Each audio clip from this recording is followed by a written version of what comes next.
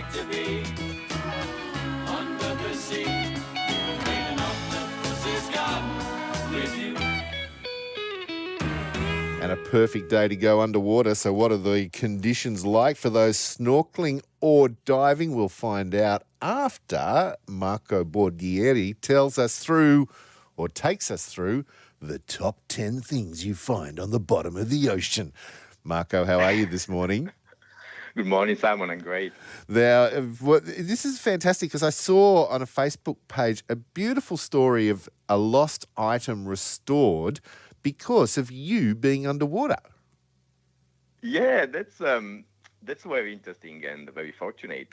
I was diving last week. I was right in the middle of the harbor at night, and I saw this smartwatch lying on the sand. And it was still working. So once I was back home, I could scroll the menus, and there was Instagram on it.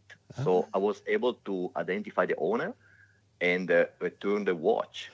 And this young man called Simus, Simus, I know you're listening today, he lost it 2 weeks earlier while he was windsurfing. And finally, as the boy was walking towards me to collect, and I was holding the watch in my hand, it started vibrating with excitement, like a dog wagging his tail when reunited with the master. Quite an experience. There was a real reason. It wasn't like a dog. There was a practical reason, but I love the fact that it started doing that. Yeah, it was the Bluetooth was connecting after 2 weeks, probably synchronizing stuff, but still was quite an experience. That's amazing, 2 weeks. Now, we can count down the top 10 items we find at the bottom of the ocean, and watches is number 10 when you look at the probability of finding. Number 9.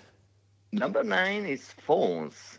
If you go under a pier, you may expect to find some phones.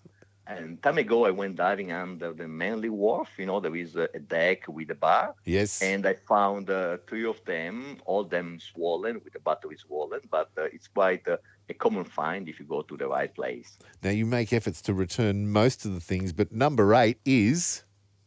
I keep them. Sunnies. It's plenty of them, and some in good nick, which I sport with some pride. Somebody asked me out near, I think it's Cabbage Tree Bay, is the shopping trolley still there? No, there was one.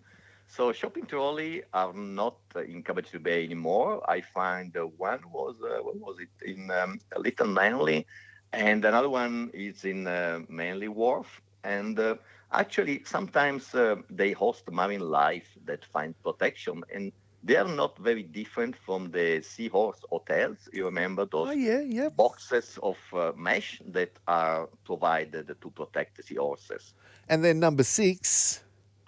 Oh, motorbikes. Now, what?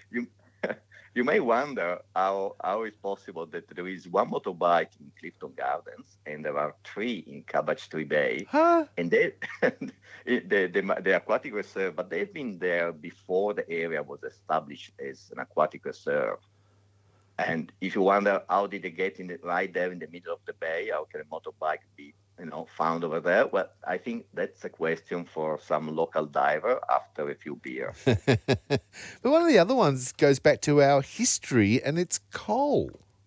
Yeah, number 5 is coal. So in the 19th century, coal was one of the main exports of New South Wales. Ships leaving from Newcastle or Wollongong would travel the world and sometimes wreck with a full load. And that's why coal is quite a recurring find on the seabed of Sydney. I've seen a lot of it in many parts of the harbour, or also disseminated around the shipwrecks, like the Centurion near Northhead.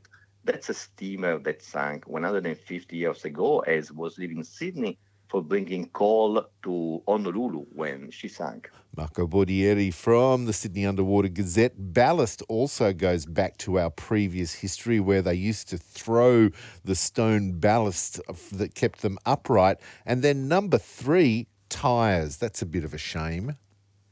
They are everywhere. They were used in the past to weight down fish traps to the bottom, and then the traps are gone, but the tires last forever. And I found 41 of them near Bear Island, basically near where you live. 41. Anchors is number 2. Yeah, there are so many of them, normally near the headlands where the bottom is rocky and they get stuck. It's worth mentioning some very old Admiralty anchors, such as the two of the Edward Lomb shipwreck at Millerhead. They've been there for 190 years. Wow, that's nearly as long as John Murray's been serving the New South Wales Marine Rescue. But the number Something like one that. thing found underwater, and you've got photos of them and they look amazing, they are... Yeah, glass bottles. Those are my favorite, and that's not an incidental find. And actually, I do look for them, and they are all over the coastline. Many of them from the Second World War, when there were many ships that were moved in the harbor. I also found bottles from 19th centuries, First World War, and they are fascinating because they show the different techniques in production. With the older ones full of imperfections like bubbles in the glass. And also, often they have the name embossed instead of labels. So even after 100 years, you can still read the brand, like the Russia's beer bottles, for example. And the Tooheys Limited clay bottles, which are amazing as well. Yeah, that's a great find. These are made of clay, and they were used for ginger beer, and also the other very great find you may get is the marble ball bottles. Now, you're too young to remember, but back in the days, there were these bottles that have a ball as a stopper. That's it. I've got a couple that are collector's items. Look, if we are going under the water today, what are the conditions like? They are very good, above the average, especially eastern suburbs and Bear Island and Cornell. Northern beaches is probably more average, 17 degrees.